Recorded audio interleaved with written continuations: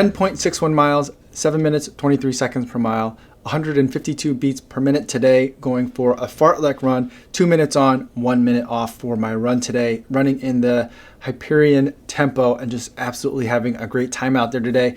Now, I know said I didn't want to do too many workouts, but today I decided to put on some of the faster shoes and just kind of let things rip for a little bit.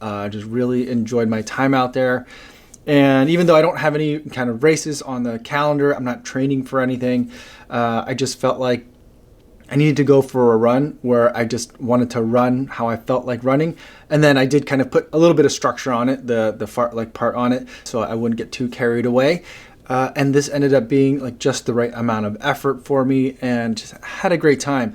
At some point, I really wasn't looking at the paces or even the heart rate. I just thought like for the 2 minutes that I was on, I would just kind of run comfortably hard. And then for the 1 minute off, just recover so that I could do it again. And at some points I did look at my paces and my heart rates, and I was really surprised at the numbers. And I think what's going on is that like I've been kind of building, starting to get ready for the Boston Marathon. And then now I already had a cutback week right before the race was announced as being postponed. And so I've essentially had like a week and a half of taper.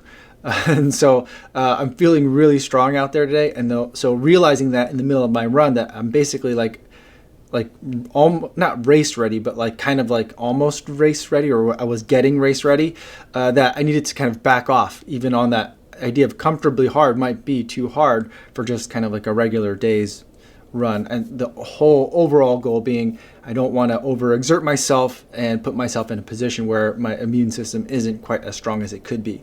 And I guess that's just kind of like the new normal. And the whole point of today's video is that this is what things are going to be like for a while, or at least I hope that this is what things are going to be like for a while. I've seen what's going on around the world. I know it certainly can get worse. But this is the new normal, at least for the foreseeable future. And it's definitely having an impact. As much as I try to keep a sense of normalcy, the girls are at home. They don't have school or daycare, and so I'm trying to be their teacher as well as their parent and their friend during this time. I don't have work to do because all the places that I work are closed, but I'm still teaching. And so we're having to do some unusual things there because kind of class that I teach is an interactive class. It's a skills course, so it's really not something that lends itself very well to remote instruction. It's not a lecture course, so that's I mean, because if it comes down to making videos, I can make videos, but I really need to be able to see this, how the students are performing, give them feedback, and they're using their computers as well for that too. So it just gets really complicated in that regard. There's been a measure at the school for the university to more liberally allow students to change their classes to pass-fail in terms of the classes that they're taking. I don't even know if my class is available or eligible for pass-fail, but given the situations and the way that things are going to go, I really think that my class should be a pass-fail class. So at this point, so that's something that I'm going to be kind of pushing for as well. So just lots of weirdnesses that we're all going to have to kind of get used to and adjust and carry on. Around here on this channel more specifically though, it's getting affected in a little bit of kind of quirkier ways as well, other than the fact that I'm not training for a big race, which was going to be kind of a big tentpole moment in terms of the year of YouTube. In terms of YouTube channels, I think that there are tentpole moments, like 3 or 4 points in the year, like tentpoles, like in a thing about like a giant circus tent that hold everything up. The Chicago Marathon is certainly one of the giant events of the year for me, where a lot of programming is not only just that event, but like things around that event, getting ready for it, recovering for it, the shoes that are going to announce for it, the merch that gets announced for it, like that kind of stuff. Boston Marathon was going to be definitely another one of those tentpole moments. And so like has a big impact on the programming for this channel, like the build up for it, the training, arguing with you guys about Maffetone, like that kind of stuff, whether I'm still doing Maffetone, all those kinds of things, and then recovering from it, meeting people there, having events around that was going to be a big event. So that's a big change around here because that's all kind of not gone, but shifted, or at best case scenario shifted. We'll see if things actually go. But the other thing, just today's video, I had a review for pants lined up, Oliver's is the company that has sent me a pair of shorts that I absolutely love.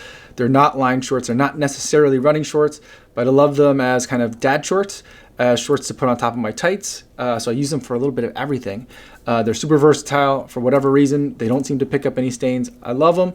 They sent me a pair of pants to review as well. And I was going to make that video for today because I was like, you know, I've been having a lot of shoe videos. Let's have some, mix it up a little bit. But then I realized, going back over my footage, a lot of the footage that I had shot for that pair of pants was for when I was traveling, because I thought that that would be a really great kind of use case to kind of talk about it. I would have a lot of traveling and then a lot of like my dad stuff as kind of like the two ways of looking at the pants. And then I was looking at it, and all that traveling stuff was just me like at the airport, in an airplane, like in crowded areas, and it just felt a little bit like tone deaf a little, and also kind of like made me like nervous. I'm like, I'm so by so many people, even though that wasn't really all that long ago, but you know, a lot's changed in a very short amount of time. So even just the day-to-day content is changing, in addition to some of the tentpole kind of moments for this channel. And then the third thing that's kind of changing around here is I decided to start doing some live streams. Yesterday I did 2. I've been pushing them over on Instagram, just so that way people that are watching and experiencing their social media in different ways have something else to look at. My main thing is that, you know that I am constantly on Twitter. I'm on Twitter more now than ever, because if I just keep swiping down to get that update, I could see about more what's happening in Italy, in Spain, in South America, in Australia, like in Asia, all over the world. There's just constant updates, and I'm definitely one of those people that gets wrapped up in that kind of thing. And I don't have anxiety, but it's definitely it's not healthy, the amount that I'm like constantly looking at it over and over and over again. Being at home with the girls and them needing so much of my attention definitely helps me in that regard. Like for example, the other thing that I've noticed is that normally I wake up really early, about 4 o'clock in the morning, local time, and then I kind of get to work right away. I start working on the next shoe video or next review video.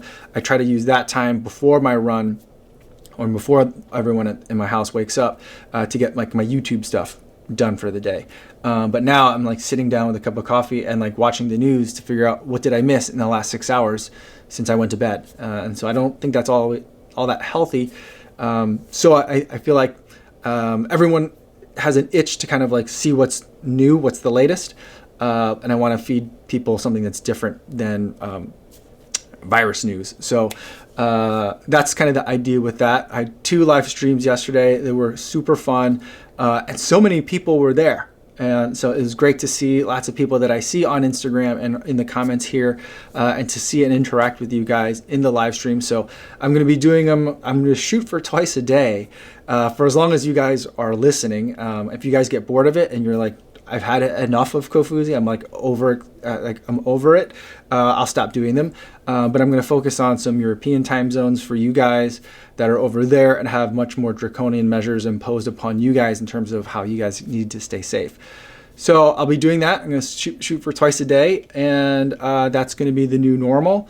I'm going to try to have some other people join me in these live streams, so you're not just listening to me like 3 times a day with the video and then the 2 live streams, because I know that's going to be a lot. So I'm going to rely on some other people to help carry the load a little bit, get some friends involved, so that way we could stay all connected without being close to each other physically. So social distancing, we're not being spreaders. We're going to do our part to stay sane, to support each other, and get through this as safely and as quickly as possible. Now, before I go, I do want to talk about the charity runner for this week. This week it's Dominic Emery. He's going to be running the London Marathon in October, which is an unusual thing as well, a part of our new normal. I was very happy to donate to Dominic's fundraising efforts, where he's going to be helping the Essex Disabled Children, a charity in his area. And so many of you guys have followed suit as well. Thank you so much for donating and giving at a time like this, where it's so very easy to kind of not only just social distance, but also withdraw and only worry about oneself or one's own family. I'm so happy to see that you guys are still thinking about others, thinking about the global community, and showing the world the good work that we can all still do, even at a social distance, when we run together as a pack. That's all I have for today. Thanks so much for making it all the way to the end of the video, and I will see you guys in the live streams and also here tomorrow. Yo, what's going on?